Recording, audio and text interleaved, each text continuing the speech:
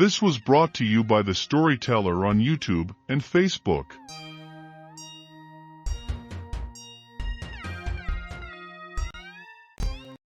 The Cobblestone Maker.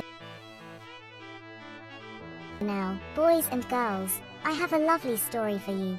When you walk the streets in big cities, there are cobblestones, little stones laid across the streets so that you can walk on them, and your feet won't get wet.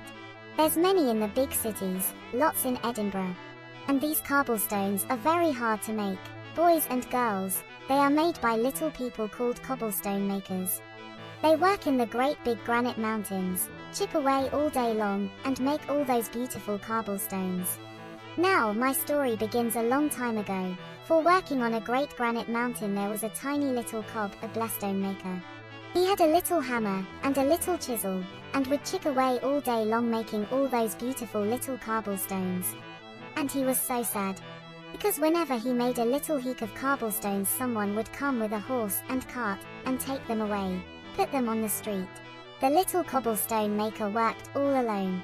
He said, "Why am I not a very important person? I work so hard to make stones. And someone comes, takes them away, and then they walk on my work." Oh, the poor little cobblestone maker was very, very sad. He said, "I'm just a poor cobblestone maker. No one ever recognizes me, and no one appreciates my work." And every morning before he would start chipping away at the little cobblestones, he would look up at the sky, and wish that people would look up at him. But unknown to him one morning an old wizard was flying home to his home in the mountains, and he stopped to rest.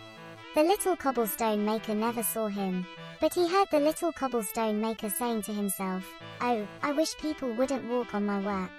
And then the old wizard said, "Oh, you want to be important, do you, little cobblestone maker? I will make you important," and he laughed to himself, and flew away. The little cobblestone maker knew nothing of this. But next morning when he went to his work, before he started he said yet again, "Oh, I wish I was an important person." And then there was a great flash, and the little cobblestone maker was amazed, for he stood there and felt something heavy on his head. He put his hands up to his head, and there on his head was a gold crown. And he looked at his clothes. He had a red cloak trimmed in ermine, and he said, "I am a king. I am a king. Now people will look up at me, now they will worship me, now they will obey me." And he walked through the village. People saw him coming, they bowed and said, "The king has come, the king has come," and they went down on their knees. The little cobblestone maker was so happy. He said, "Now I am the king, people will look up at me. I am the most important person in the whole world, I am the king." Now it had been a very dull week in the village. The sun had never shone in the village for many days, and as the king walked into the village the sun arose and shone in the village. And the people of the village said, "The sun has come back. We have never seen the sun for many days," and they turned their back on the king and worshipped the heat of the sun. The little cobblestone maker said, "A king is not very important. People are turning their backs on me. The sun is more important than me. Oh, I wish I was the sun." And then there was a big flash, and the little cobblestone maker was high in the sky in the sun.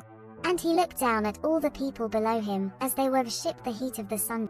Now, thought the little cobblestone maker, "I am the most important person in the whole world, I am the sun."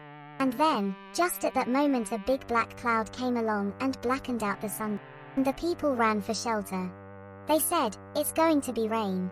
There's going to be a storm, the sun is gone."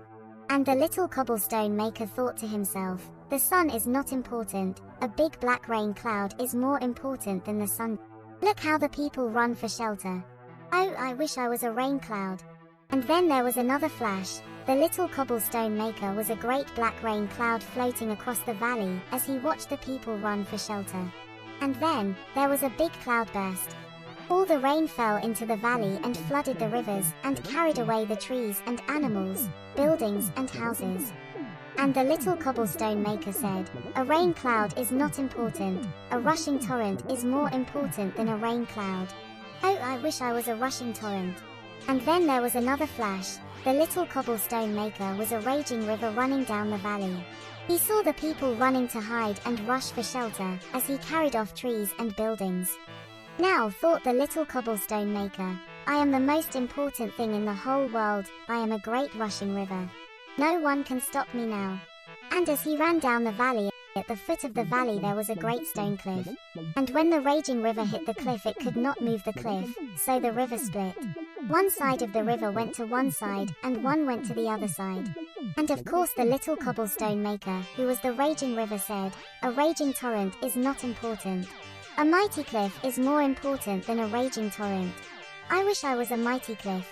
And then there was a big flash. The little cobblestone maker was a great, mighty cliff sitting at the foot of the valley.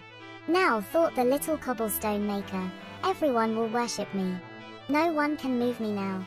I am the most important thing of all. And he stood there, and he stood there. The people admired the great cliff at the foot of the valley.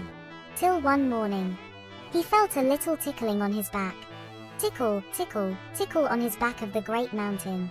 And he looked round his back. What do you think he saw?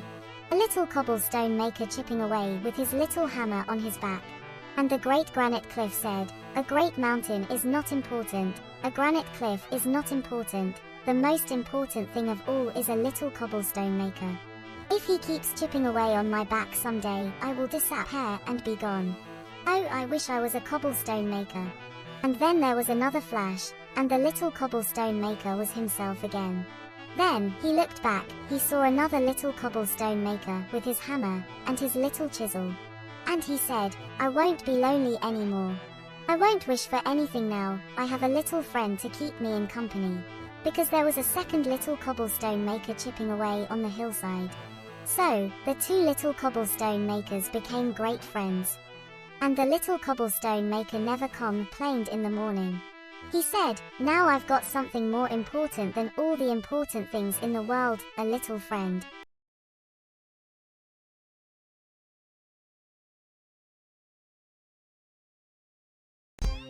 This was brought to you by the Storyteller on YouTube and Facebook. Listen to our podcast on any of these platforms: Anchor, Breaker, Overcast, Pocket Casts, RadioPublic, Spotify. Support us on Patreon. And check us out on Discord. All the links can be found in the video description below.